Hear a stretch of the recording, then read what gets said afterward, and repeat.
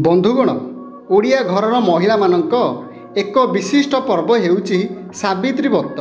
एही व्रतरे ओडिया घरर महिला माने सेमानक स्वामी मानकर शुभ मनसी दीर्घ आयुष पाई एही सावित्री व्रत पालन करिथांती। कारण सबु विवाहिता महिला मानकर इच्छा रही थाए जे सेमाने मध्य माता सावित्री परी सबुदिन सदबा होई रहिबे। सेथिपाई तो एही व्रत को खूब विश्वास और निष्ठार सह पालन करिया पड़ी थाए। तेबे जेहु महिला माने एही व्रत करुछंती सेमाने सावित्री व्रत करिवा समय रे किछि गुरुत्वपूर्ण कथा उपरे ध्यान रखिबा आवश्यक। प्रत्येक विवाहिता महिला मानकु सावित्री व्रत दिन नाली रंगर साड़ी पिंधिबा उचित। कारण नाली रंग हेउची शुभतार प्रतीक। सेथिपाई तो विवाहिता परे महिला माने निज मथारे नाली रंगर सिंदूर धारण करिथांती।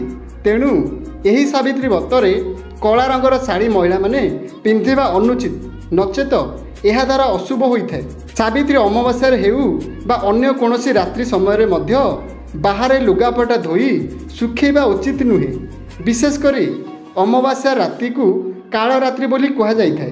तेणु निजर कि निज स्वामींकर वस्त्र को राति समय रे बाहर सुखांतु नाही, नचेत यह द्वारा अनिष्ट होइथाए। सावित्री व्रत हेउ बा अन्य कोनोसी ओषा व्रतरे स्वामी स्त्री मध्यरे बिल्कुल भी निज मध्यरे शारीरिक संपर्क बनैबा उचित नुहे।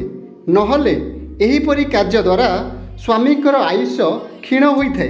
सावित्री ओषा दिन निजे कोनोसी जिनिस को काटिबे नाही किंबा निज स्वामी को मध्य कोनोसी जिनिस काटिबाकू बा हाणिबाकू देबे नाही। सावित्री व्रत दिन रे महिला माने रंधा खाद्य खाइबाकू निजकू दूरे रखिबा उचित। एही दिन अत्यंत निष्ठार सह ओषा को पालन करिबा उचित। भोग लागिथिबा फलमूल किंबा पणा पी पारिबे।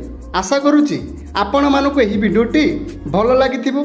जदि आम भिडियोटी आपण मानकू बहुत भल लागिछि ते भिडियो को लाइक करिवे, भिडियो को शेयर करिवे एवं आम चैनल को सब्सक्राइब करने को जमारू भी भूलिबे नहीं। रहुची जय जगन्नाथ।